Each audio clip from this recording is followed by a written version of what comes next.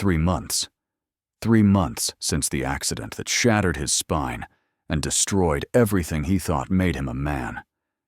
3 months since Adrian Westbrook went from commanding boardrooms with his presence to being confined to cold steel and rubber wheels. 3 months since he'd touched a woman, since he'd felt anything below his waist, since he'd believed he deserved to be touched at all. But when she walked into his penthouse office that rainy Tuesday morning, something inside him that he thought had died, along with his legs, suddenly roared back to life. Her name was Isabella Torres, and she had absolutely no idea what she was about to unleash. If you want to discover how a paralyzed billionaire proved that real power has nothing to do with the ability to walk, subscribe now. Leave a like if you believe desire transcends all physical limitations, and tell me in the comments what you think true strength really means. Your presence here matters more than you know. The rain pelted against the floor-to-ceiling windows of the Westbrook Industries executive suite, 40 stories above Manhattan. The storm had turned the city into a watercolor painting, all bleeding grays and silvers that matched Adrian's mood perfectly. He sat in his wheelchair behind the massive mahogany desk, staring at the physical therapy appointment reminder on his screen, with something close to hatred. Another therapist, the 5th one in 3 months. The others had all quit. Too uncomfortable with his rage, too intimidated by his reputation, too pitying with their gentle voices and careful touches that made him want to throw them out the window. He didn't want their pity. He didn't want their carefully modulated professional distance. He didn't even know what he wanted anymore. The intercom buzzed. "Mr. Westbrook, your new physical therapist is here, Ms. Isabella Torres." Adrian's jaw clenched. "Send her in." He expected another middle-aged woman with sad eyes and a patronizing smile. He expected someone who would look at him like he was broken, fragile, something to be handled with kid gloves. What walked through his door was nothing like his expectations.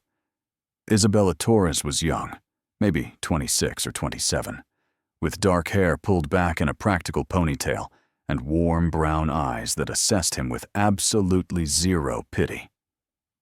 She wore simple black athletic pants and a fitted tank top under a zip-up jacket, and she carried a gym bag over one shoulder like she was ready for battle.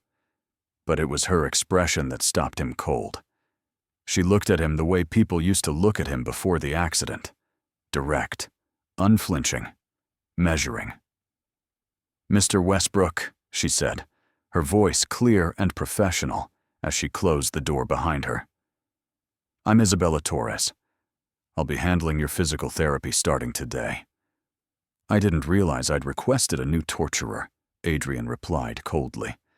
"The agency sent you. I didn't request anyone." "No," Isabella agreed, setting her bag down and walking closer without invitation. "You fired the last 4 therapists. The agency was going to drop you as a client entirely. But I convinced them to give me a chance."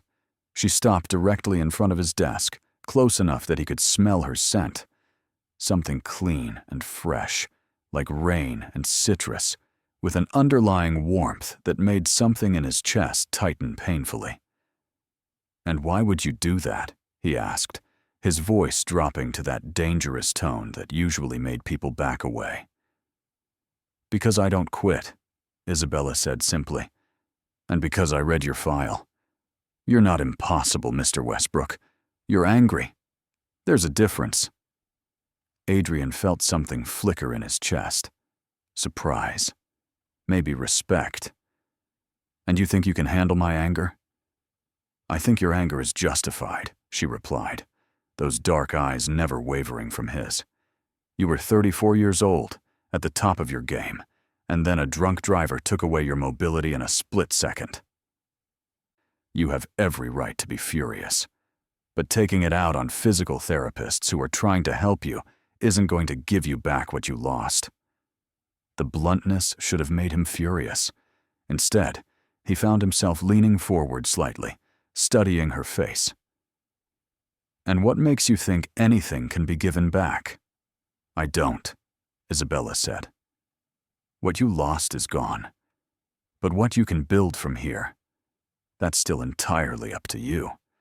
You can stay in this office feeling sorry for yourself, or you can fight to reclaim every piece of independence and strength that's still available to you. Your choice. No one had spoken to him like this since the accident. Not his mother with her tears and constant hovering. Not his business partners with their carefully neutral expressions. Not the parade of therapists with their gentle encouragement that felt like lies. This woman stood in front of him, treating him like he was still a man worth challenging. You're very confident, Adrian said softly. Confidence based on results, Isabella replied. I've worked with 3 paraplegic patients who doctors said would never regain significant upper body strength or independence. All 3 are now living alone. 2 run their own businesses, and 1 completed a marathon in a racing wheelchair. I'm good at what I do, Mr. Westbrook, but I need you to actually want to get better. And if I don't, she shrugged, then you've already given up, and you're wasting both our time. I'll leave right now if that's what you want. Adrian stared at her. This woman who wasn't afraid of him, who didn't pity him, who looked at him like he was still capable of making choices that mattered. Fine, he said finally. You have 2 weeks. If I don't see results, you're gone like the others. Fair enough, Isabella said. But I have conditions. His eyebrows rose. You have conditions. 3 of them. 1, you show up for every session on time. 2, you actually put in the work instead of going through the motions. 3, you stop acting like your disability makes you less than human. Deal? Something dangerous and almost hungry stirred in Adrian's chest. This woman, this fearless, blunt, infuriating woman who talked to him like he was still Adrian Westbrook and not just a tragedy on wheels. Deal, he said. And when Isabella smiled, a small, fierce smile that promised challenge and change, Adrian felt something he hadn't felt in 3 months. Hope. And beneath that hope, something darker, something possessive, something that whispered that this woman who refused to see him as broken might be the only person who could make him feel whole again. The first session was brutal. Isabella didn't ease him into anything. She assessed his current strength levels, his range of motion, his pain tolerance, and then she pushed him right to the edge of what he could handle. Again, she said, her hand on his shoulder, as he struggled through another set of resistance band pulls. Sweat dripped down his face. His arms shook. I said again, Mr. Westbrook. Adrian, he ground out through clenched teeth. What? If you're going to torture me, at least use my first name. He saw the corner of her mouth quirk up. Again, Adrian. He pulled. His muscles screamed. But something about the way she said his name, firm and expectant, and completely unimpressed by his suffering, made him push through. When he finally completed the set, he was breathing hard, his shirt soaked with sweat. Isabella handed him a towel without comment, just moved on to the next exercise. Like what he'd just accomplished was exactly what she'd expected. You're stronger than the report suggested, she said, making notes on her tablet. The other therapists went too easy on you. They were afraid of hurting me, Adrian said, wiping his face. I'm not. She looked up from her tablet, and something in her gaze made his breath catch. You're already hurt. My job isn't to protect you from discomfort.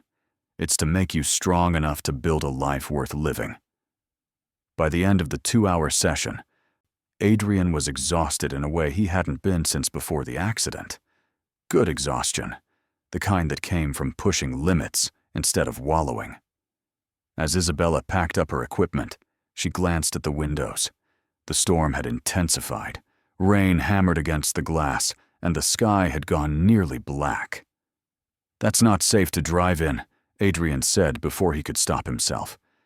Isabella looked at him with surprise. I take the subway. I'll be fine. The subway will be flooded. Half the lines shut down in storms like this. He rolled his wheelchair slightly closer. Stay until it passes. Mr. Westbrook, Adrian, he corrected.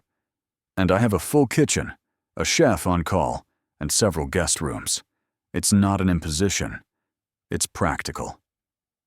Isabella studied him for a long moment, and Adrian found himself holding his breath.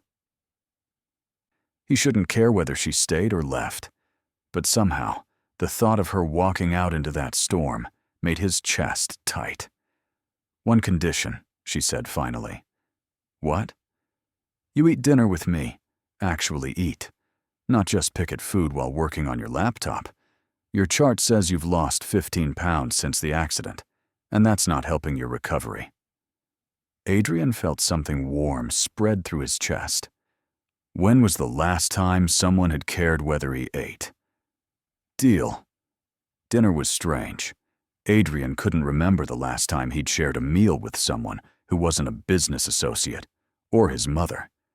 The chef prepared salmon with roasted vegetables, and Isabella ate with the unself-conscious appetite of someone who worked physically hard and didn't have time for food neuroses. Tell me something, Adrian said, watching her across the table. Why physical therapy? You could have done anything. Isabella took a sip of water. My brother. He was in a car accident when I was 16. Spinal injury, similar to yours. I watched him go from this vibrant, athletic person to someone who wanted to die. His physical therapist, Marcus, he didn't just help my brother walk again with braces. He gave him his life back, his will to live. She set down her glass, her eyes distant with memory. I decided that day that I wanted to do that for other people. Give them back their reasons to fight. Adrian felt something shift in his chest. Your brother. Did he recover? He did. He's a personal trainer now, actually. Specializes in adaptive athletics. He ran a half marathon last year. There was such fierce pride in her voice that Adrian felt an unfamiliar ache. That's why you don't quit, he said softly. Because you know it's possible. I know that the body can do incredible things if the mind is willing, Isabella replied. But I also know that the mind needs a reason. You haven't found yours yet. And you think you can give me one? She met his eyes across the table, and something electric passed between them. I think you have to find it yourself. I can just help you get strong enough to reach for it. They talked through dinner, then after. Adrian found himself telling her things he hadn't told anyone. About the accident, yes, but also about before, about building his company from nothing, about the loneliness that came with success, about realizing too late that he'd sacrificed connection for achievement. You know what's funny? He said, staring out at the storm. I always thought I was invincible, untouchable, and then, in 1 second, everything changed. Now I can't even... He stopped, jaw clenching. Can't even what? Isabella asked gently. Stand, he said roughly. Walk across a room. Take a woman to bed. Be a man. The silence that followed was heavy. Then Isabella stood and walked over to where he sat in his wheelchair by the window. She crouched down so they were eye level, her hand resting on the arm of his chair. Being a man has nothing to do with walking, she said quietly. It's about strength, character, the choices you make. And from what I've seen, Adrian Westbrook, you have more strength in you than most people who have full use of their legs. Her face was so close, he could see the gold flecks in her brown eyes. Could smell that clean citrus scent that was driving him slowly. Insane. You don't know what you're talking about, he said, but his voice came out rough, hungry. Don't I? Isabella didn't move away. You think you're broken. But I see someone who's fighting, someone who's still here, still pushing, still alive. That takes more courage than you realize. Adrian's hand moved before he could think about it. His fingers wrapped around her wrist, gentle but unmistakably possessive. He felt her pulse jump under his thumb. "Isabella," he said, and her name tasted dangerous on his tongue. She didn't pull away. She just stayed there, crouched beside his wheelchair, her wrist caught in his grip, her eyes locked on his with an intensity that made his blood burn. "Yes?" "You should go to your guest room now," Adrian said softly. "While I still have the discipline to let you." Her breath hitched, just slightly, but he heard it, felt it in the way her pulse quickened under his fingers. "And if I don't want to?" The question hung in the air between them, heavy with implication. Adrian's grip tightened fractionally on her wrist, his thumb stroking once across her pulse point. "Then you're playing with fire," he said. "And I'm not the man I was before the accident. I can't wine and dine you. I can't sweep you off your feet. I can't even stand up to kiss you properly." "I don't remember asking you to stand," Isabella whispered, and something in Adrian's chest cracked wide open. He pulled her closer, using his upper body strength to bring her right up against the wheelchair, so close he could feel the heat radiating off her skin. His other hand came up to cup her face, tilting it up to his. "I can't walk," he said, his voice dropping to a rough whisper. "But I can make you scream my name. I can make you forget every other man you've ever been with. I can take you apart, piece by piece, with nothing but my hands and my mouth and the intensity of what I feel when I look at you. Do you understand what I'm saying?" Isabella's breathing had gone shallow. Her lips parted. "I understand." "Then tell me now," Adrian demanded, his thumb tracing her lower lip. "Tell me to stop. Or tell me you want this. But don't lie to me. Don't stay out of pity." "Pity?" Isabella's laugh was breathless. "You think I pity you? Adrian, you're the most intimidating man I've ever met. You're brilliant and powerful, and so intense it's almost frightening. The wheelchair doesn't change that. If anything, it makes you more dangerous because you've stopped pretending to be civilized." Something fierce and possessive surged through Adrian. "Not civilized, then. What am I?" "Hungry," she breathed, "like you've been starving for 3 months, and I'm the first real thing you've seen." He pulled her up and into his lap in one smooth motion, the strength in his arms more than enough to lift her weight.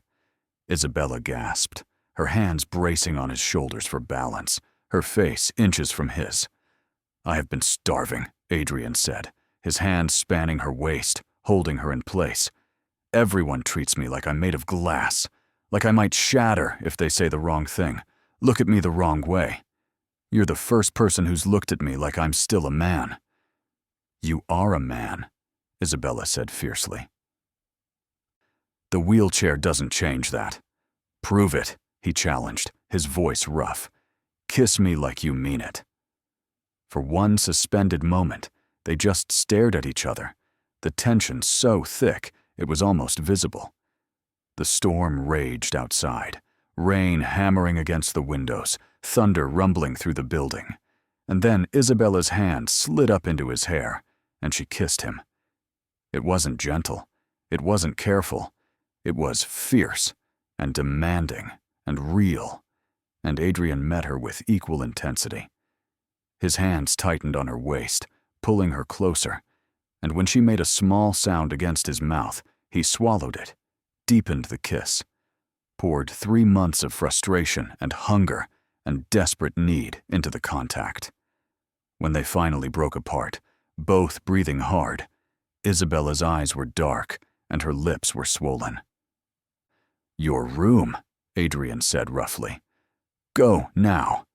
"Why?" She didn't move from his lap. "Because if you don't, I'm going to take you right here in this wheelchair, and you deserve better than that for your first time with me." Isabella's breath caught. Who says this would be my first time with you? The implication in her words made heat pool low in Adrian's stomach. Isabella. I'm not fragile, she said, echoing his earlier words back at him. And I'm not here out of pity.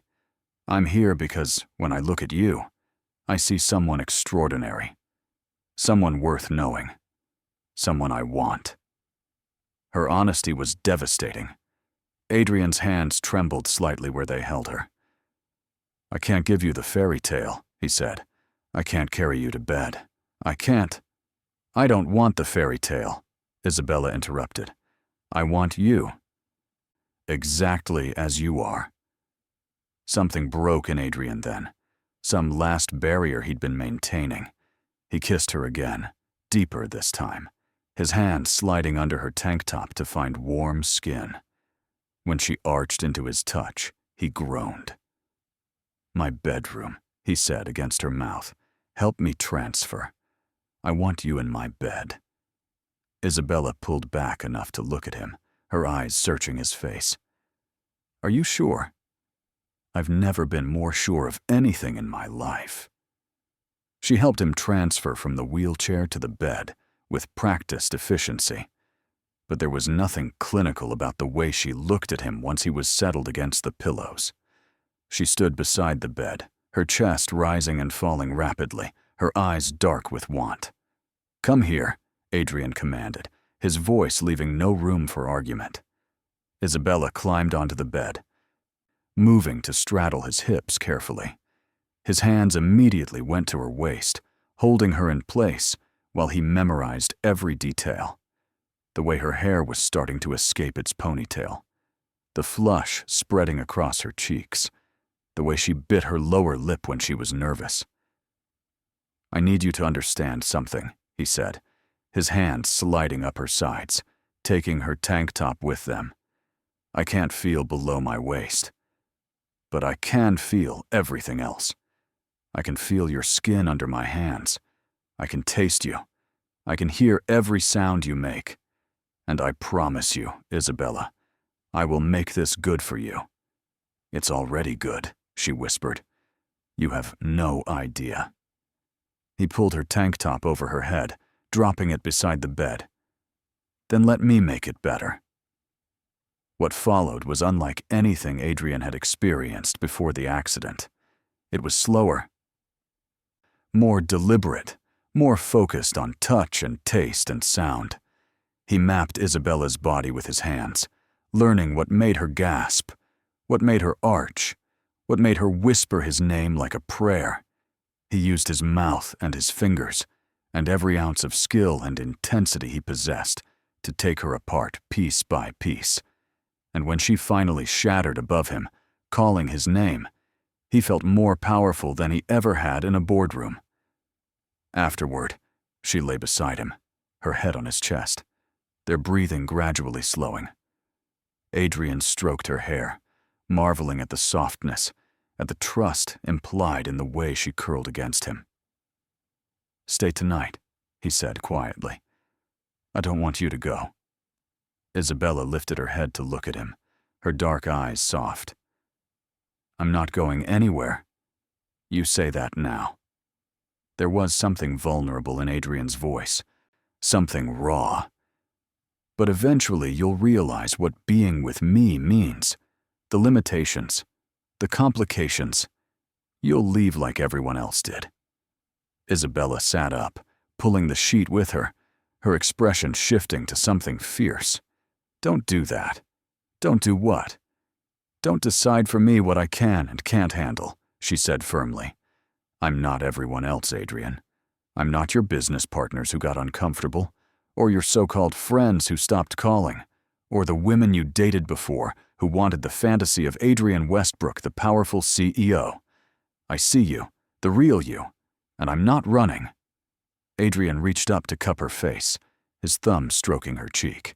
You should run. I'm a disaster. You're a man who survived something traumatic and is still fighting, Isabella corrected. That's not disaster. That's courage. They fell asleep tangled together, Adrian's arms wrapped around Isabella, like he was afraid she might disappear if he let go. When he woke in the morning, the sun was streaming through the windows, and Isabella was still there, her face peaceful in sleep, her hand resting over his heart. He lay there watching her, something tight and painful and wonderful building in his chest. He was falling for his physical therapist. It was probably the worst idea he'd ever had, and he couldn't bring himself to care. The next 2 weeks fell into a rhythm.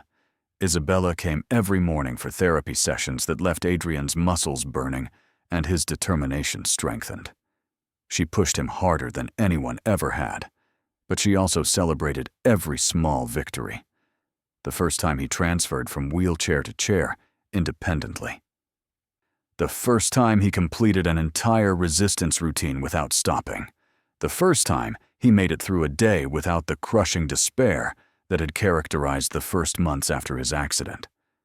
But it was the evenings that Adrian lived for, dinners that turned into long conversations about everything and nothing, debates about books and business and philosophy, stories from her childhood in Queens, from his boarding school years, laughter that had been absent from the penthouse since the accident, and nights where Adrian learned that desire had nothing to do with walking and everything to do with connection, where he discovered that his hands and mouth and the intensity of his focus could bring Isabella pleasure that made her scream his name exactly like he'd promised, where he felt more like a man than he ever had when he could walk. It was too perfect. He should have known it couldn't last. The first crack came during a board meeting. Adrian insisted on attending in person now, something he'd avoided since the accident. Isabella had worked with him on managing the wheelchair in professional settings, on maintaining his commanding presence despite being seated. The meeting itself went well. Adrian's mind was as sharp as ever, his strategic thinking unimpaired. But afterward, as he was leaving, he overheard 2 board members talking in the hallway. They didn't know he'd stopped his wheelchair just around the corner. "It's sad, really," one of them said. "A man like Adrian reduced to that." "The girlfriend is probably a gold digger," the other replied. "I mean, what else would a young woman want with a cripple?" Adrian's hands clenched on the wheelchair arms. "She's pretty, though. Must make him feel like he's still a man, even though we all know." "Gentlemen," Adrian rolled around the corner, his expression cold enough to freeze. "I believe this meeting is concluded, and for the record, Isabella Torres is a physical therapist who has done more for my recovery in 3 weeks than you two have done for this company in 3 years. If either of you speaks about her that way again, you'll find yourselves looking for new positions. Are we clear?" They paled and stammered apologies, but Adrian didn't stay to hear them.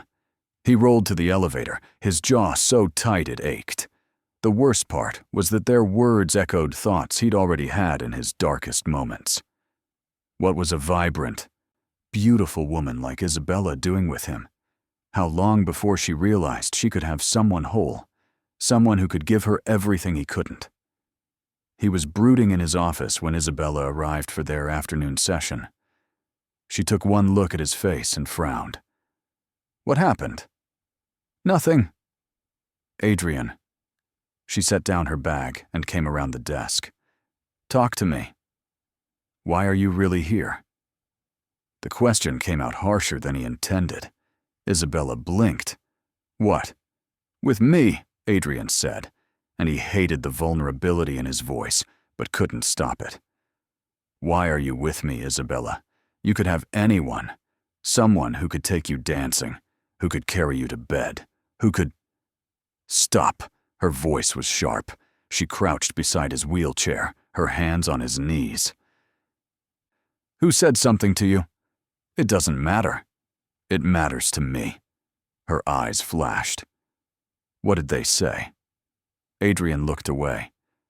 "That you must be with me for my money, that I'm pathetic, that you're just helping me feel like I'm still a man, even though we both know I'm not."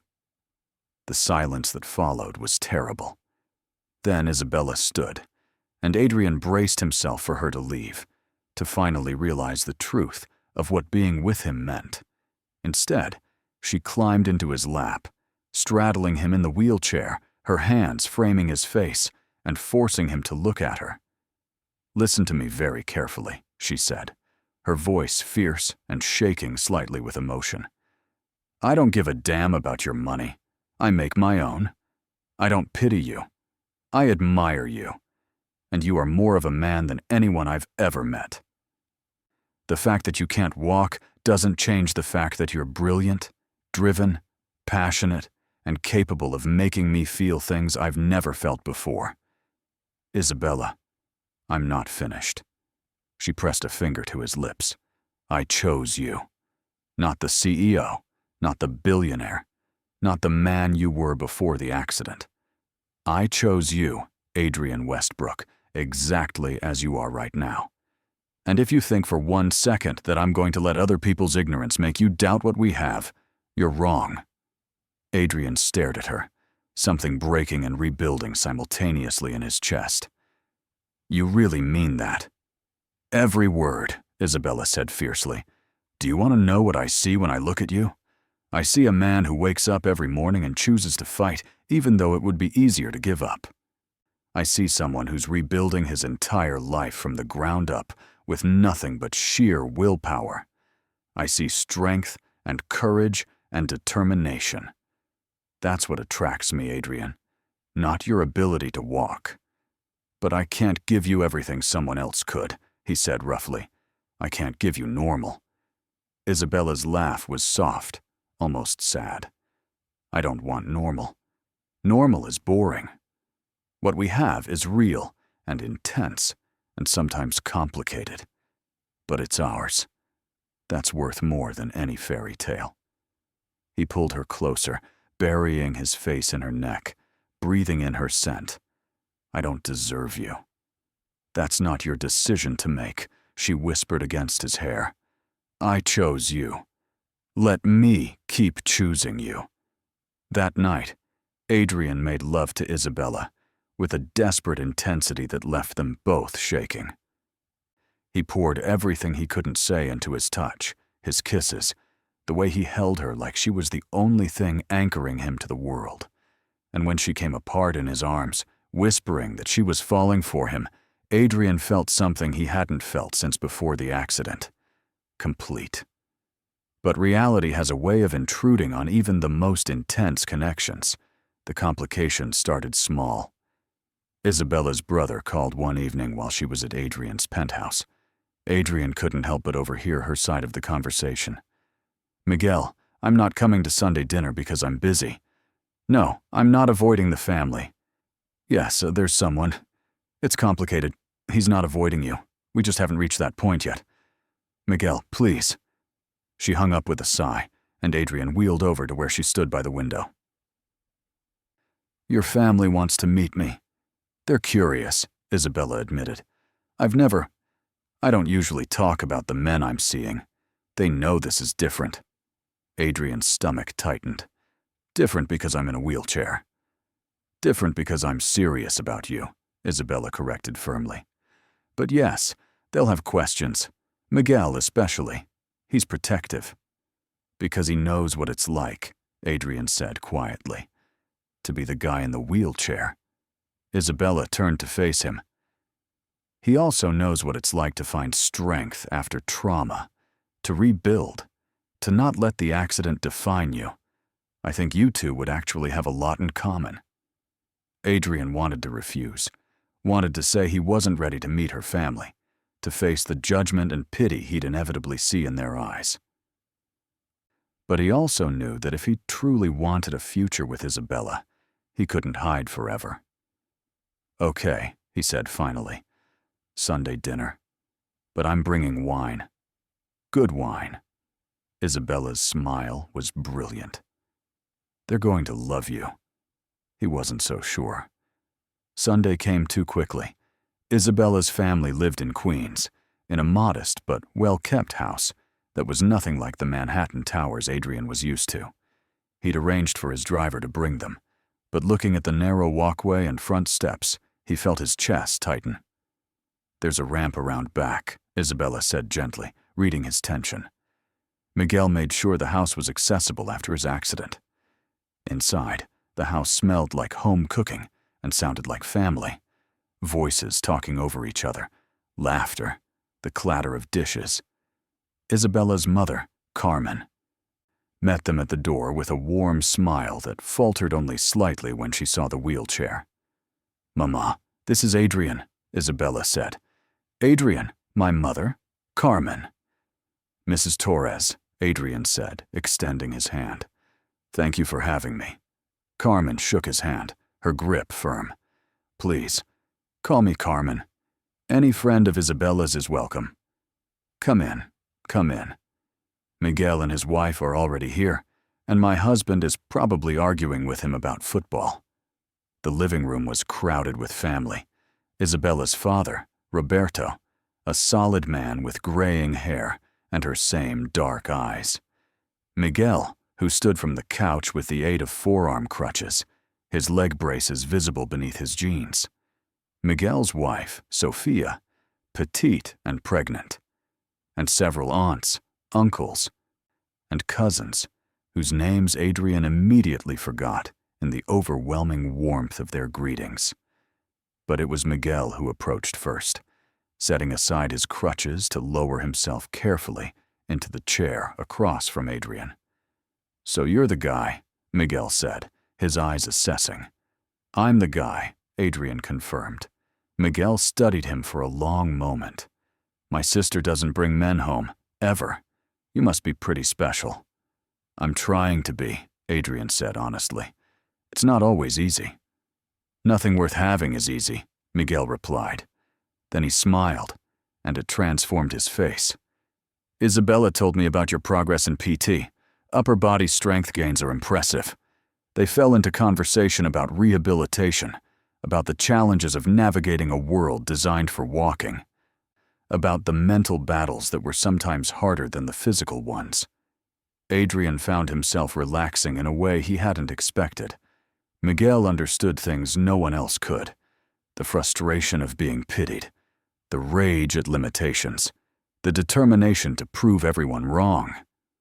Over dinner, a massive spread of arroz con gandules, pernil, tostones, and about 6 other dishes Adrian couldn't name, the conversation flowed. Carmen wanted to know about his business. Roberto asked pointed questions about his intentions toward Isabella. The cousins debated politics and sports with the kind of passion that suggested they'd been arguing these same points for years. "You're very quiet," Sophia said to Adrian at one point. "Just observing," he replied. "This is nice. Different from what I'm used to." "No family dinners growing up?" Adrian shook his head. "Boarding school from age 8. Holidays usually spent with nannies or housekeepers.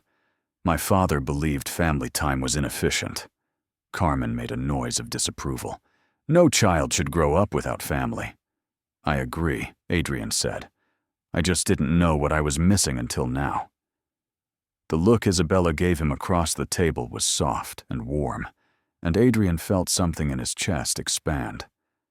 After dinner, while the women cleaned up despite Adrian's protests that he could help, Miguel led him out to the back patio.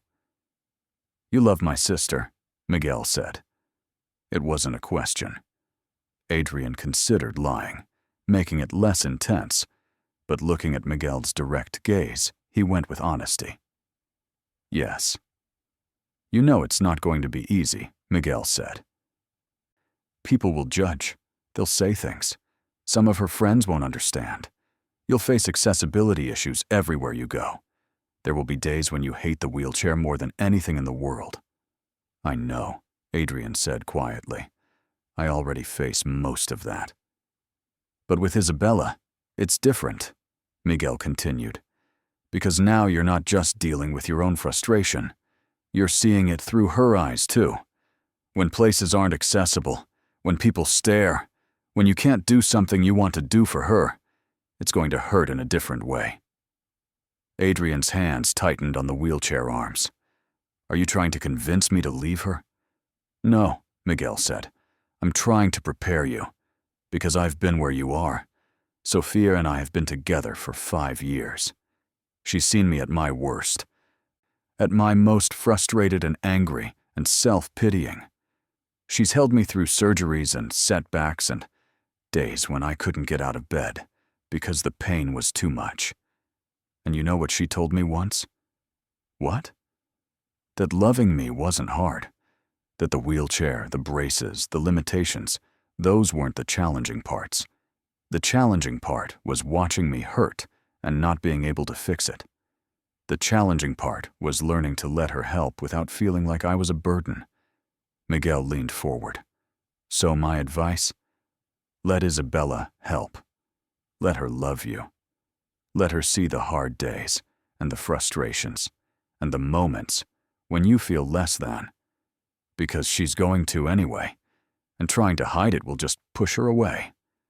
Adrian swallowed hard. What if I can't be what she needs? What if you already are? Miguel countered. Look, I don't know you well yet, but I know my sister. She doesn't do anything halfway. If she's with you, it's because you're exactly what she wants. Trust that. Trust her. They sat in comfortable silence for a moment. Then Miguel smiled slightly. Besides, she says you're making excellent progress in PT. That's not nothing. She's a good therapist. She's the best, Miguel agreed. But even the best therapist can't make progress happen if the patient isn't committed. You're doing the work. That says something about who you are. When they returned inside, Isabella was helping her mother pack up leftovers. For you, Carmen said, handing Adrian enough food to feed him for a week. You need to eat more. Too skinny. Mama, Isabella protested, but she was smiling. He eats fine. A man needs home cooking, Carmen insisted. Then she surprised Adrian by leaning down and kissing his cheek. You're welcome here anytime, mijijo. Family doesn't need an invitation. Something tight and painful lodged in Adrian's throat. He managed to thank her, but his voice came out rough. In the car on the way back to Manhattan, Isabella took his hand. That wasn't so bad, was it? It was... Adrian paused, searching for words. It was perfect. Your family is amazing. They liked you, Isabella said, squeezing his hand. Miguel especially. He doesn't warm up to people easily. He gave me advice, Adrian admitted, about being with you, about not hiding the hard parts. Good advice? The best. He pulled her closer, kissing her temple. Thank you for sharing them with me. I've never had that before. A real family. You have it now, Isabella said simply. If you want it. I want it, Adrian said. I want everything with you. The words hung in the air between them, heavy with implication. Isabella turned to look at him, her eyes searching his face. Adrian, I know it's fast, he said. I know we've only known each other a few weeks. But Isabella, you've changed everything. You've given me reasons to fight again, to want more than just surviving. I don't want to waste time pretending I don't feel what I feel. What do you feel? Her voice was barely a whisper. I'm falling in love with you, Adrian said. Maybe I already have. And that terrifies me because I have no idea how to do this, how to be in a relationship when I'm still figuring out how to exist in this new reality. But I know I don't want to do it without you. Isabella's eyes filled with tears. I'm falling in love with you too. I think I have been since that first day, when you looked at me like I was the first real thing you'd seen in months. You were, Adrian said roughly. You are. She kissed him then, deep and sweet and full of promise, and when they finally broke apart, both breathing hard, Isabella rested her forehead against his. So where do we go from here? Forward, Adrian said. Together, if you're willing. I'm willing, she whispered. I'm all in, Adrian. Even knowing it won't be easy. especially knowing that," Isabella said. "Easy is boring. I want the real thing. With you." The next few months were a revelation. Adrian threw himself into physical therapy with renewed determination. He worked with Isabella every morning, pushing his limits, celebrating progress, accepting setbacks without the crushing despair that had characterized his early recovery. But more than that, he worked on accepting help, on letting Isabella see the hard days when pain made him short-tempered and frustration made him want to give up, on admitting when he needed support instead of pretending he could handle everything alone. Isabella was patient through all of it. She celebrated when he successfully navigated a business dinner, despite the restaurant having terrible accessibility. She held him when phantom pain kept him awake at night. She laughed with him when they figured out adaptive ways to do things he'd thought were impossible. And slowly, gradually, Adrian started to believe that maybe Miguel was right. Maybe the wheelchair didn't define his worth. Maybe he could build a life that was different from what he'd planned, but no less meaningful. 6 months after they met, Adrian made a decision. He called Isabella's father and asked to meet him for coffee. Roberto arrived at the cafe in Midtown looking slightly suspicious. "If you hurt my daughter," he said as he sat down, "I don't care how much money you have or what wheelchair you're in. I will make your life very difficult." Adrian smiled slightly. "Fair enough. But that's actually why I wanted to talk to you." He reached into his jacket pocket and pulled out a small velvet box, setting it on the table between them. Roberto's eyes widened. "You want to marry her?" "I want to ask her," Adrian corrected, "but not without your blessing.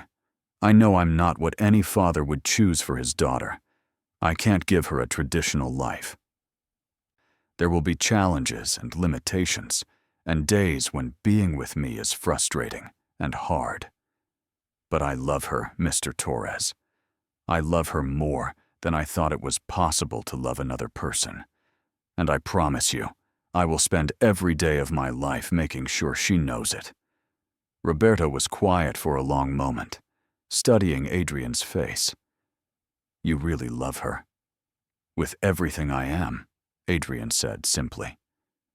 "Then you have my blessing," Roberto said. "But I have one condition. Anything. You make her happy. Not perfect. Not easy. Just happy.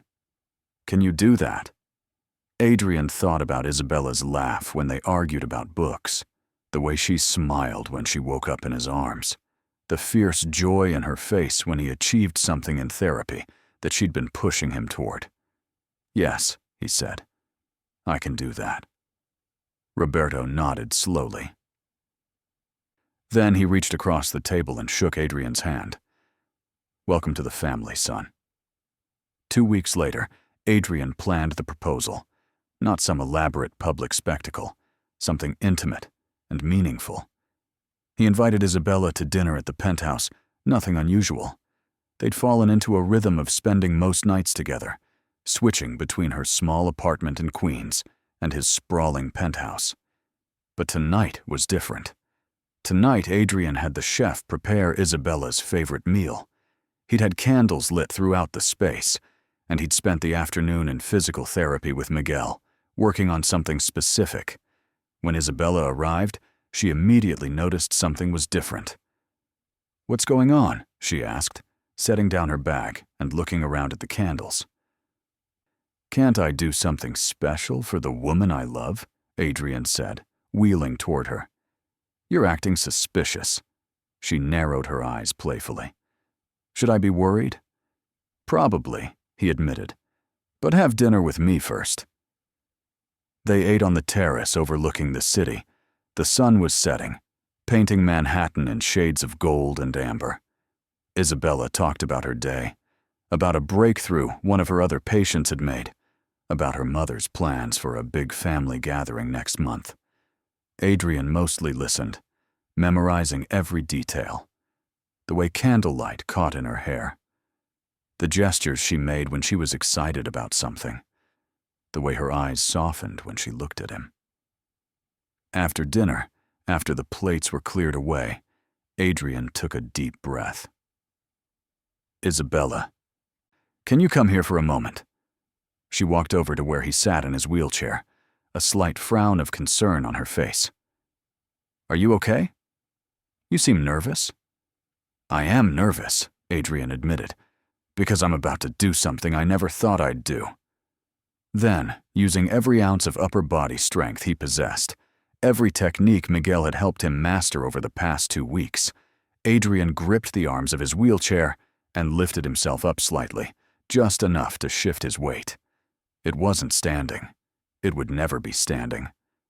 But it was movement, effort, a physical declaration. And while maintaining that position, trembling with the exertion, he pulled the ring box from his pocket. "Adrian!" Isabella's hand flew to her mouth, tears already forming. "Isabella Torres," he said, his voice rough with emotion and strain. "6 months ago, you walked into my life and refused to see me as broken. You saw potential where I saw endings. You saw strength where I saw weakness. You chose me when I couldn't even choose myself." He opened the box, revealing a ring he'd had custom made. A single diamond set in platinum, elegant and simple, just like her. "I can't promise you easy. I can't promise you a fairy tale.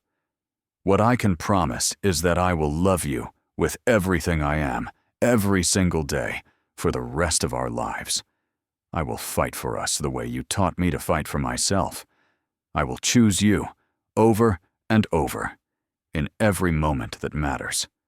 His arms were shaking now, muscles screaming, but he held position. "Isabella, will you marry me?" Tears were streaming down her face. "Yes," she whispered. Then louder. "Yes, yes.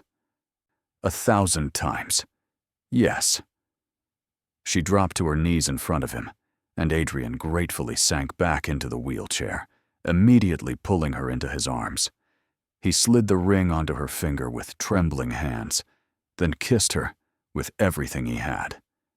When they finally broke apart, both crying and laughing simultaneously, Isabella cupped his face in her hands. "You didn't have to do that," she said. "The lifting yourself up." "I wanted to," Adrian said. "I wanted to show you that I'm still fighting, still pushing, still becoming more than I was, because you make me want to be better." "You're already everything I need," Isabella said fiercely. "But I love you for trying anyway." They held each other on the terrace as the sun set completely and the city lights began to glow. And Adrian felt something he hadn't felt since before the accident. Not just happiness, not just hope, but certainty. Certainty that he had found the person he was meant to spend his life with. Certainty that love had nothing to do with walking and everything to do with showing up, being honest, choosing each other every single day. "So," Isabella said eventually, pulling back to look at him with a mischievous smile, "when should we tell my mother? Because you know she's going to want to plan the wedding immediately." Adrian laughed, that deep, genuine laugh that only she could pull from him. "Tomorrow.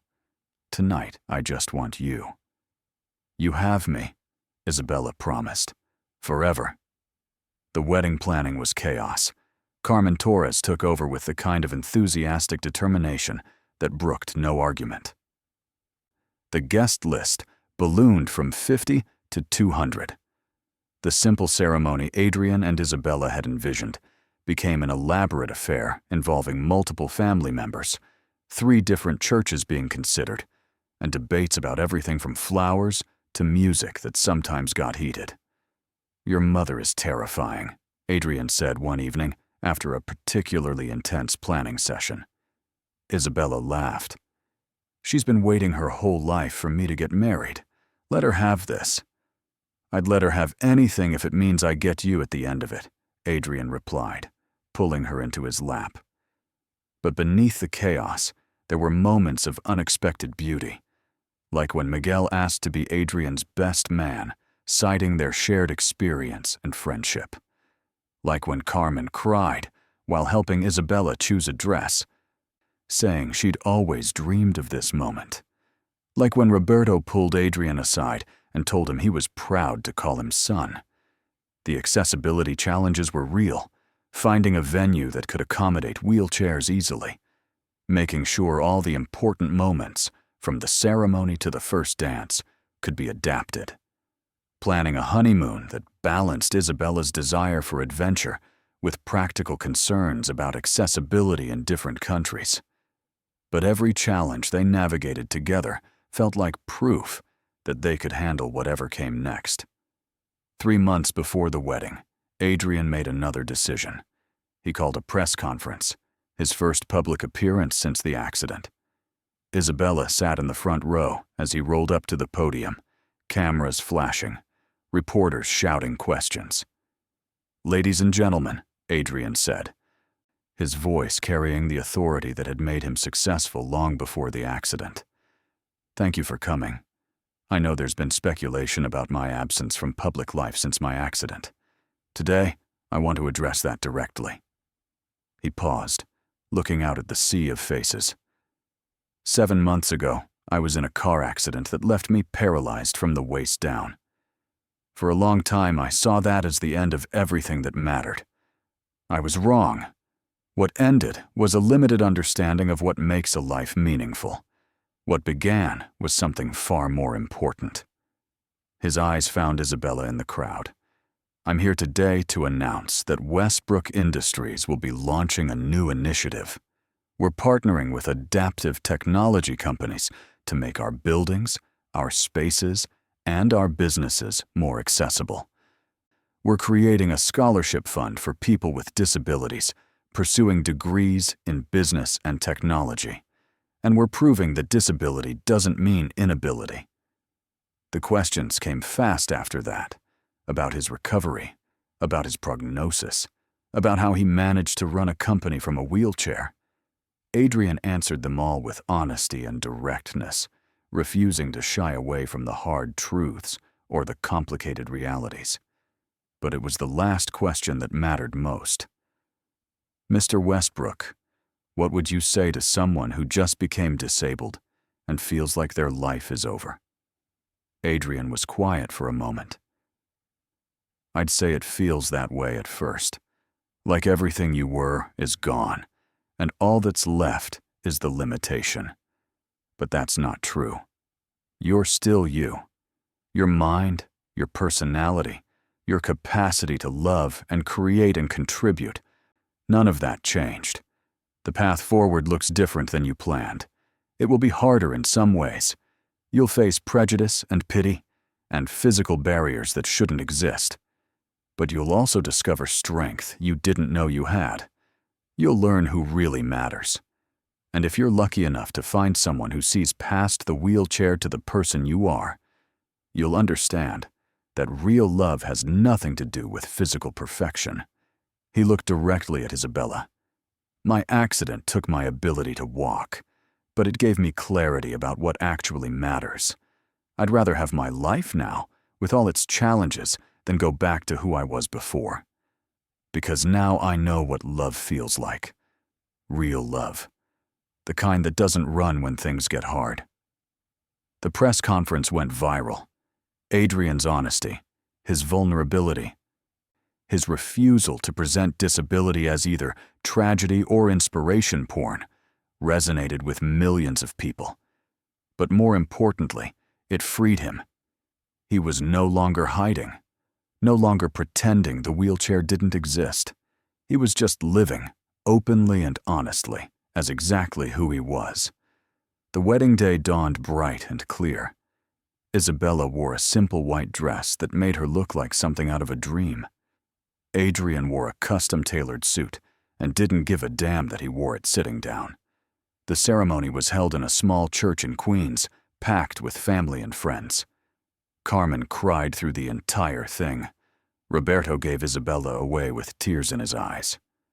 Miguel stood beside Adrian, both men in their wheelchairs and braces, both of them having fought their way back from the edge. When it came time for vows, Isabella spoke first. "Adrian, when I first met you, you asked me why I became a physical therapist. I told you about Marcus, about how he gave my brother his life back. But what I didn't tell you was that I was searching for something too, for proof that love doesn't require perfection, that connection transcends limitations, that real strength comes from vulnerability, not from pretending we don't need anyone. You've given me all of that and more.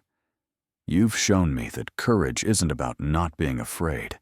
It's about being terrified and doing it anyway. You chose to keep fighting when it would have been easier to give up. You chose to be honest when you could have hidden.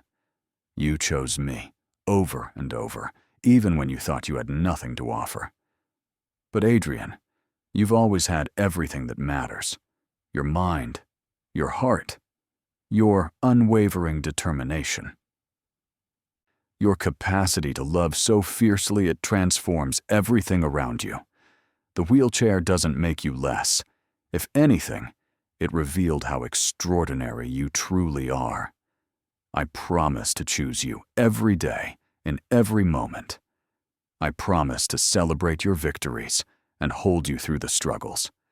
I promise to see you, really see you, for exactly who you are. And I promise to love you, not despite your challenges, but including them, because they're part of what makes you the man I adore." By the time she finished, there wasn't a dry eye in the church, least of all Adrian's. His turn.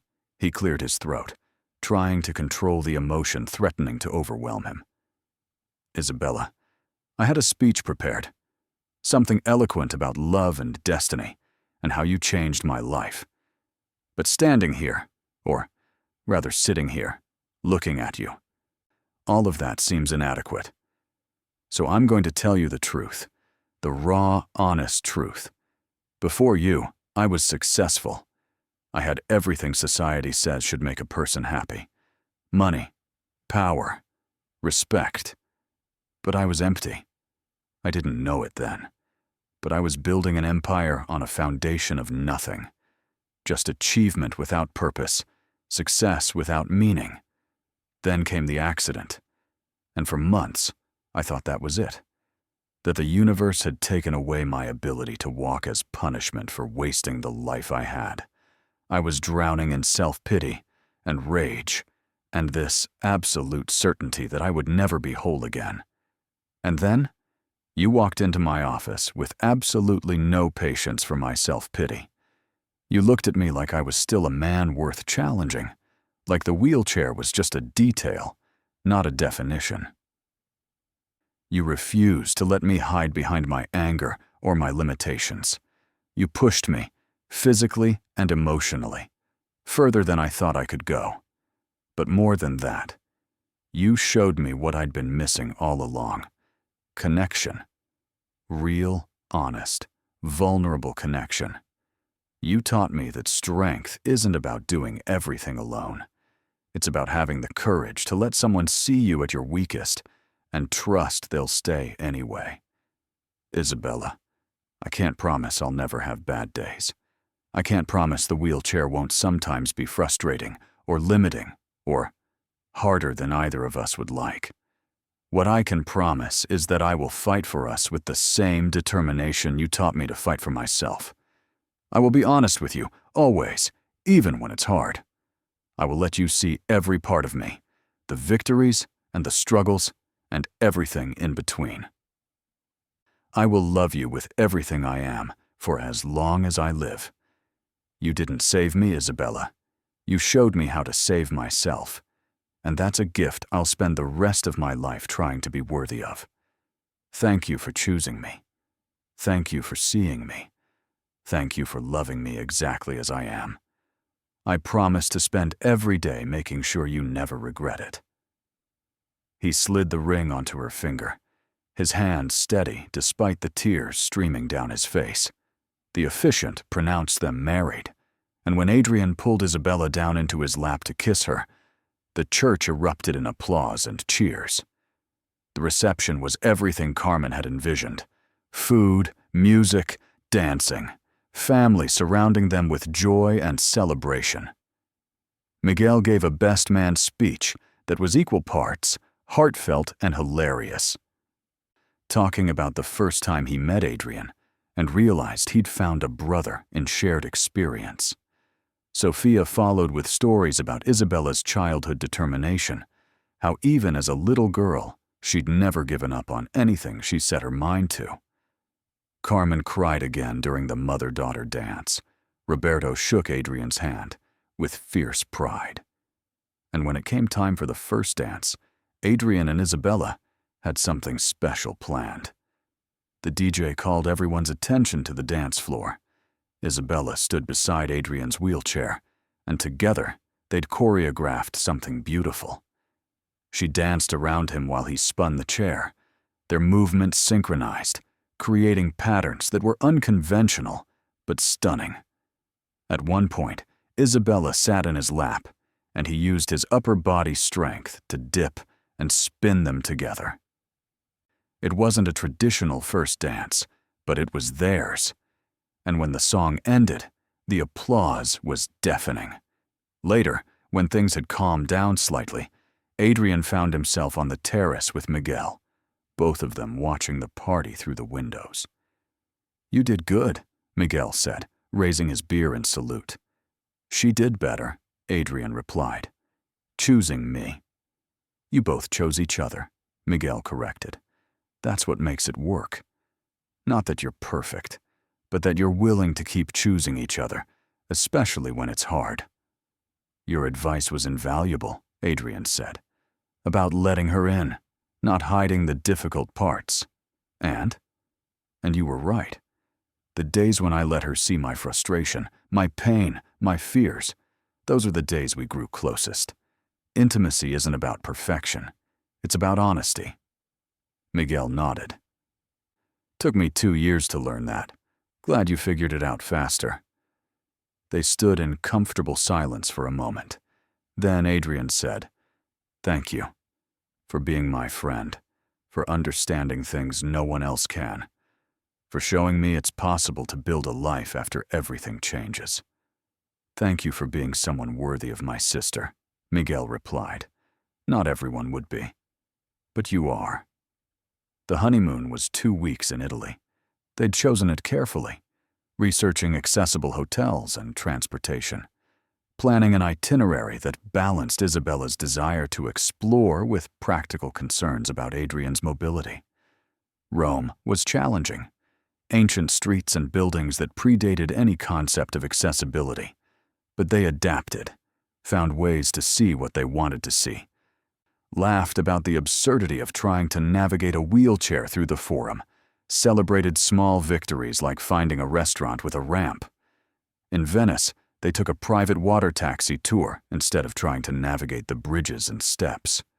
In Florence, they spent hours in the Uffizi Gallery, Adrian's chair gliding past masterpieces, while Isabella described details he couldn't see from his angle. But the best moments weren't the famous sights. They were the quiet evenings in their hotel room, talking about the future, about the family they wanted to build, about the accessibility initiatives Adrian was passionate about Isabella's dream of opening her own adaptive physical therapy practice. "I want children," Isabella said one night as they lay together, her head on his chest. "I know it might be complicated." "We'll figure it out," Adrian interrupted. "Whatever we need to do, we'll figure it out together. I want that too. A family with you. Even knowing I'll probably be the one chasing toddlers while you supervise from the wheelchair?" She said it lightly, but Adrian heard the underlying question. "Are you okay with limitations even in parenting?" "Especially knowing that," he said. "I'll be the dad who reads bedtime stories and helps with homework and teaches them that what matters isn't physical perfection, but character and kindness and determination. You'll be the one who takes them to the park and teaches them to ride bikes. We'll both love them fiercely. That's what matters. Isabella lifted her head to look at him, tears glistening. How did I get so lucky? I ask myself that every day, Adrian said, pulling her closer. They returned from Italy renewed, ready to start their life together in earnest. Adrian had been living in the penthouse, but they decided to look for something new. Somewhere that was theirs, not just his space adapted for her presence.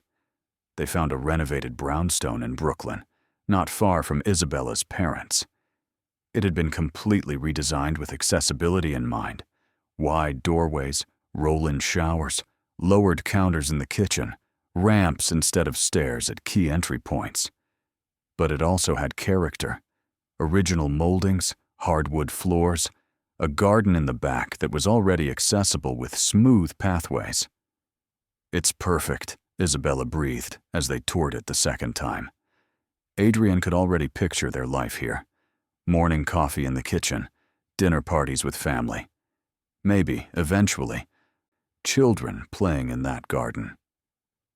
We'll take it, he told the realtor. Moving in together was an adjustment. Isabella had lived alone in a tiny studio for years, used to her own space and rhythms. Adrian had lived in the sterile perfection of the penthouse, everything exactly where he wanted it. Now they had to compromise, negotiate, figure out how to share space in ways that worked for both of them. There were silly arguments about where to put furniture, about whether to keep Adrian's modern art or Isabella's family photos more prominently displayed, about whose coffee maker was superior. But there were also beautiful discoveries, like how much Adrian loved waking up to Isabella cooking breakfast, singing off-key to whatever was on the radio. Like how Isabella felt safer falling asleep with Adrian's arms around her than she ever had alone. Like how home stopped being a place and became a person. 5 months after the wedding, Isabella came home from work with an expression Adrian couldn't quite read. "What's wrong?" he asked immediately, wheeling toward her. "Nothing's wrong," she said slowly. "At least, I don't think anything's wrong. I'm pregnant." Time stopped. Adrian's hands froze on the wheelchair arms. His mind went completely blank. "You're pregnant," Isabella confirmed, and now he could see she was nervous. "I know we said we wanted kids eventually, but we didn't expect it to happen this fast. And I know there are complications with your situation that we'll need to navigate. And..."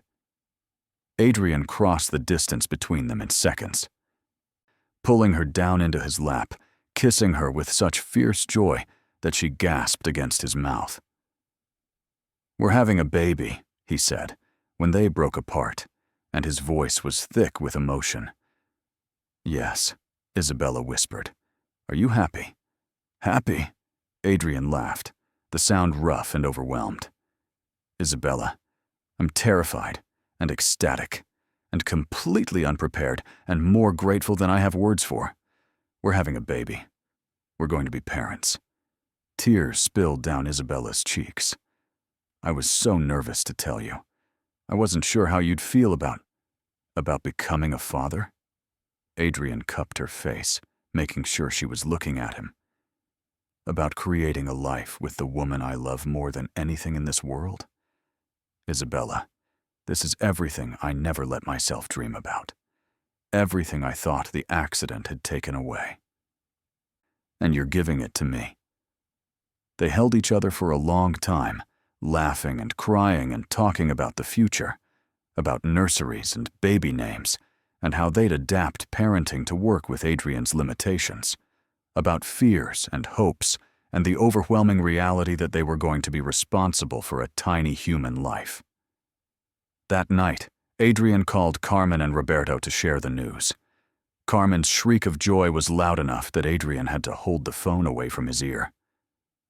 Roberto's gruff congratulations came with orders to take care of his daughter and grandbaby.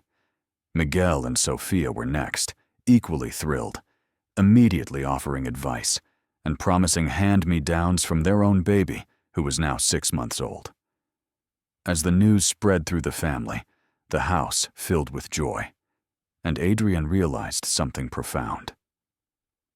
He'd spent years before the accident building an empire, creating success, achieving everything society said mattered. But sitting there with Isabella, his hand on her still flat stomach, their future growing inside her, surrounded by family who loved them, he understood that this was real success. Not skyscrapers or bank balances or business deals. This. Love. Family.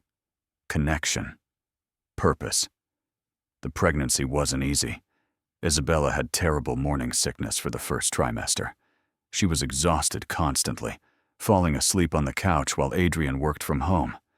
But he was there for every moment, holding her hair back when she was sick, making sure she ate even when she didn't want to. Going to every doctor's appointment, his wheelchair positioned right beside the exam table so he could hold her hand and see the ultrasound screen.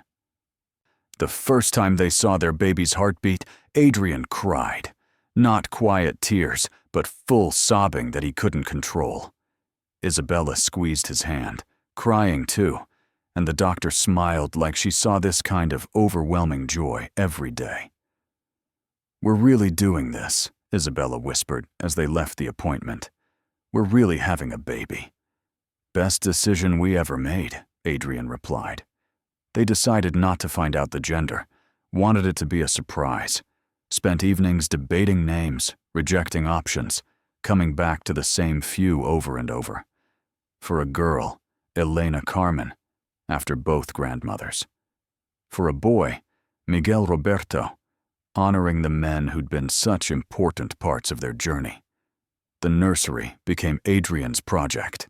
He researched adaptive cribs and changing tables, finding solutions that would allow him to care for the baby independently from his wheelchair.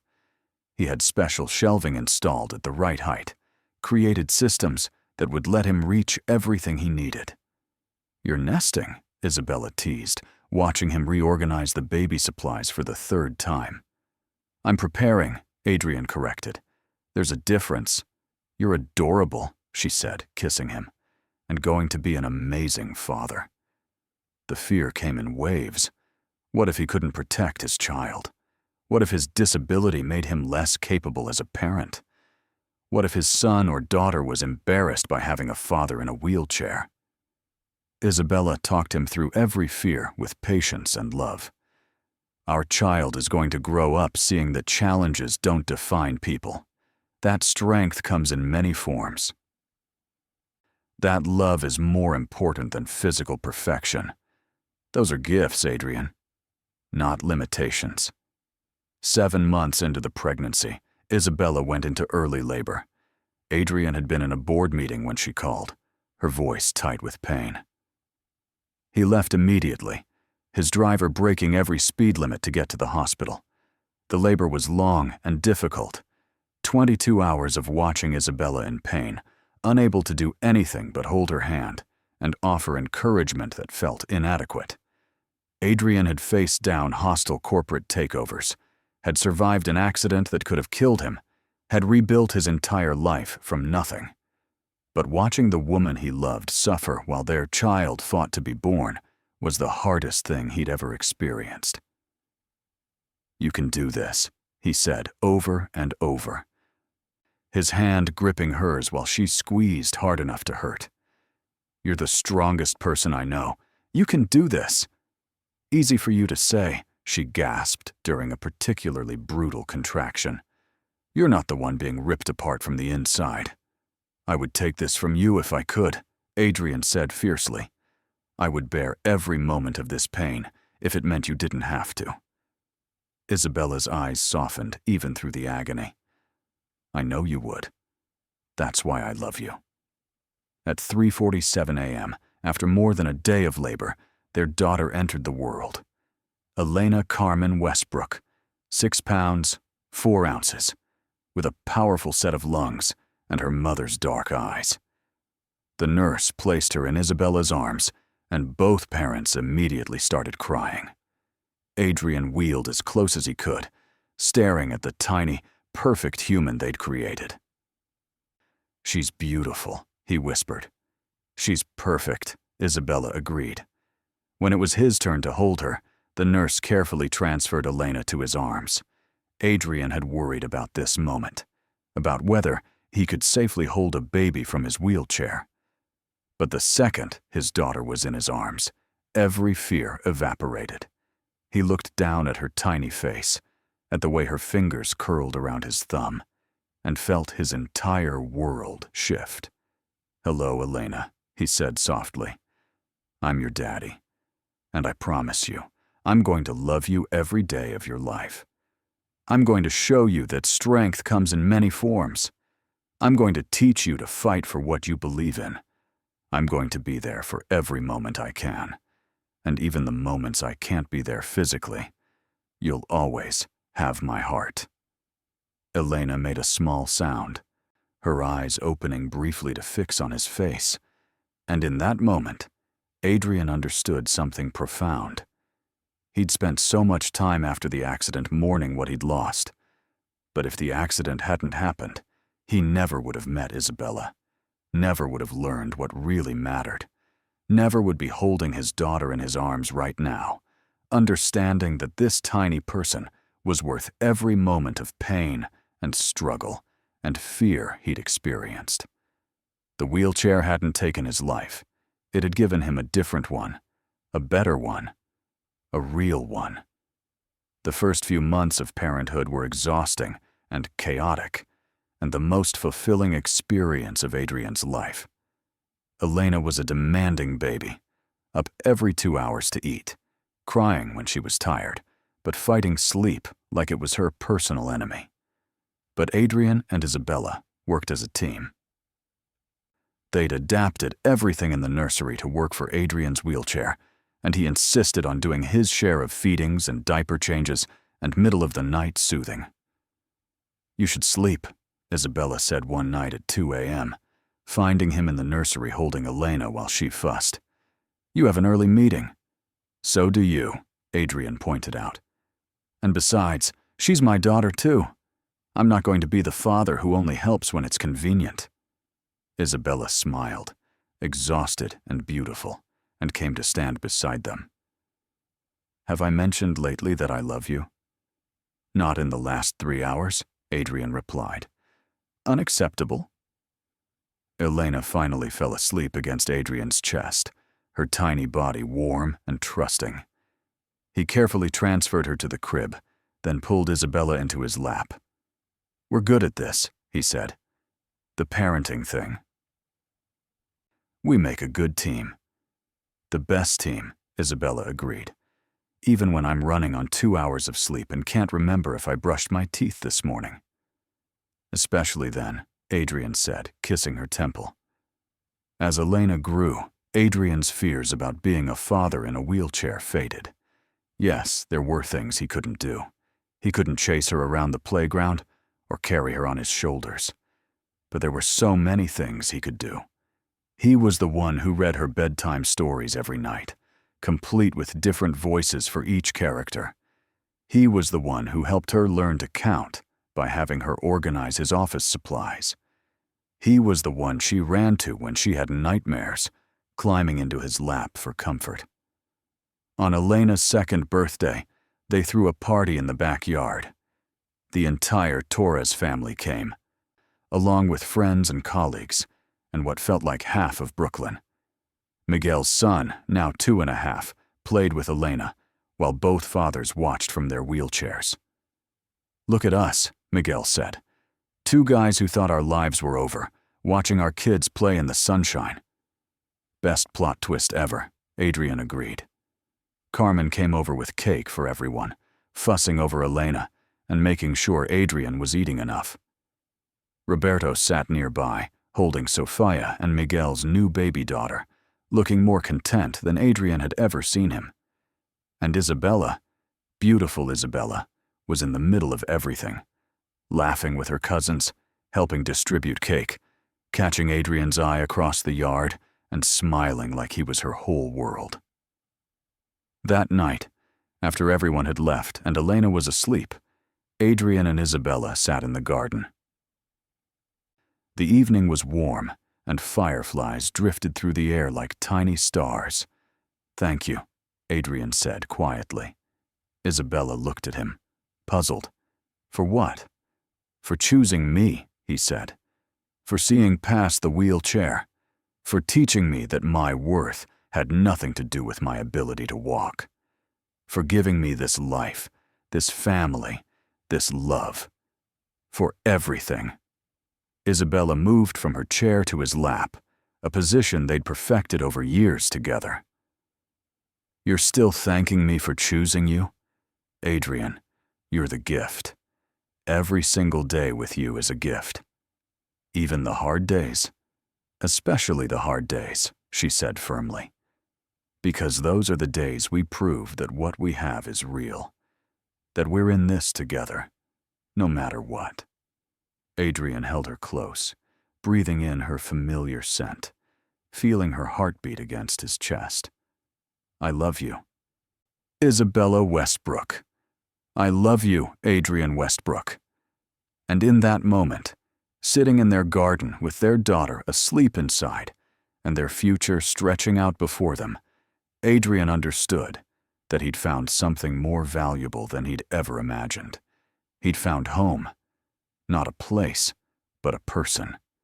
Not perfection, but something real and lasting and worth fighting for every single day.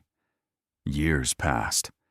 Elena grew into a bright, fierce child who inherited her mother's determination and her father's strategic mind.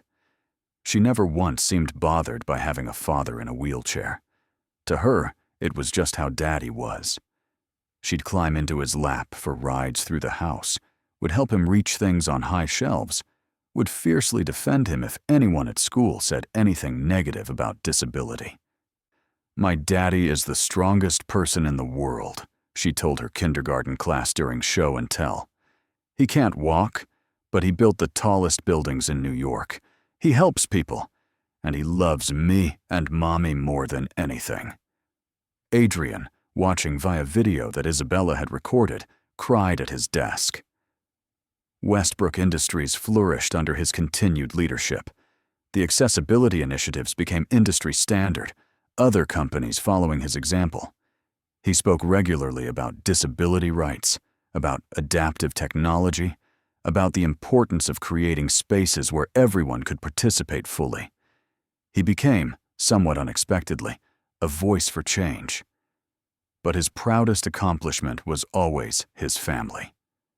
When Elena was 5, Isabella got pregnant again. Another surprise, another blessing. This time, a son.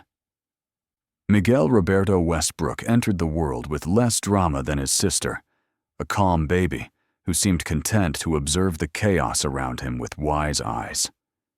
2 kids, Adrian said, holding his newborn son while Elena leaned against his wheelchair to peer at her baby brother. We're officially outnumbered. We can handle it, Isabella said confidently. We can handle anything together. She was right. They handled sleepless nights and temper tantrums and the chaos of 2 young children with grace and humor and teamwork. They handled Adrian's occasional health complications related to his paralysis with the same matter-of-fact determination they brought to everything else. They handled the inevitable stares and awkward questions from strangers with patience, using each interaction as a teaching moment. On their 10th anniversary, Adrian planned a surprise. He'd been working with a choreographer secretly for months. The party was at their house, surrounded by family and friends. After dinner, Adrian called for everyone's attention. 10 years ago, he said, I married the most extraordinary woman in the world. She's put up with my intensity, my stubbornness, and my terrible jokes. She's given me 2 incredible children. She's shown me what love really means. And tonight, I want to show her something. He gestured, and music started playing, the same song from their wedding. Isabella's eyes widened. Adrian, what? Elena and Miguel, their children, came forward. They'd been practicing too. What followed was a dance that included all of them. Elena and Miguel performing moves Adrian had taught them, while he spun and moved in synchronized rhythm. At the climax, Isabella joined them, and the four of them created something beautiful. A family dance, unconventional, imperfect, but utterly theirs. When it ended, there wasn't a dry eye in the house. Isabella threw her arms around Adrian, kissing him, while their children cheered and family applauded. "I can't believe you did this," she whispered against his mouth. "I'd do anything for you," Adrian replied. "I thought you knew that by now." "I do," she said, "but you keep finding ways to surprise me anyway." That night, after the party, after the kids were asleep, Adrian and Isabella sat on their bedroom balcony, looking out at the Brooklyn night sky. "Do you ever think about how different our lives would be if we hadn't met?" Isabella asked. "Never," Adrian said firmly. "Why not?" "Because I can't imagine any version of my life without you in it," he said. "You're not a chapter in my story, Isabella. You're the whole book, the plot and the purpose, and the reason it all matters." She turned to look at him, love shining in her eyes. "You know what I think about sometimes? That day, you grabbed my wrist and told me you couldn't walk, but you could make me scream. Do you remember?" Adrian smiled. "How could I forget? I was terrified and desperate, and trying to prove I was still a man worth wanting." "You proved it," Isabella said. "Every day since then, you've proved it. Not because of grand gestures or perfect moments, but because you show up. You fight. You love with everything you have. That's what makes you extraordinary, Adrian. Not what you can or can't do physically, but who you choose to be despite the limitations." "I choose to be yours," Adrian said simply. "Always." "And I choose to be yours," Isabella replied. "Forever." They sat together in comfortable silence, hands intertwined, watching the city lights flicker in the distance.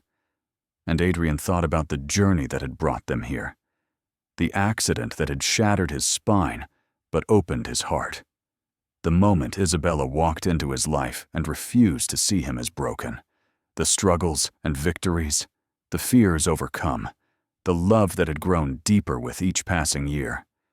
He'd told Isabella once that he couldn't give her the fairy tale. But looking at the life they'd built together, at the family they'd created, at the love that sustained them through every challenge, he realized he'd been wrong. This was the fairy tale. Not perfect. Not easy. But real and lasting and more valuable than any fantasy could ever be. Sometimes the greatest love stories don't start with walking into the sunset. Sometimes they start with a man in a wheelchair, a woman who sees past it, and the courage to build something extraordinary from the pieces of a shattered life. Sometimes the truest strength is found in vulnerability, the deepest connection in honesty, the most profound love in choosing each other over and over, through every storm and every sunrise. Adrian had spent his life before the accident chasing success, building empires, proving his worth through achievement. But it turned out that his real worth had nothing to do with skyscrapers or bank accounts or the ability to walk. It had everything to do with being seen, truly seen, by someone who loved him exactly as he was. And that was worth more than anything else in the world. If this story touched your heart, remember that love transcends every limitation we think defines us. True strength isn't about perfection. It's about showing up, being honest, and choosing love even when it's complicated. Subscribe to this channel for more stories that celebrate the extraordinary in the everyday, the courage and vulnerability, and the truth that being seen is the greatest gift we can give each other. Leave a like if you believe real love still exists, and tell us in the comments what strength means to you. Your engagement helps us continue bringing these stories to life. Thank you for being here. Thank you for believing. Thank you for understanding that sometimes the most beautiful love stories begin not with walking, but with the courage to stay.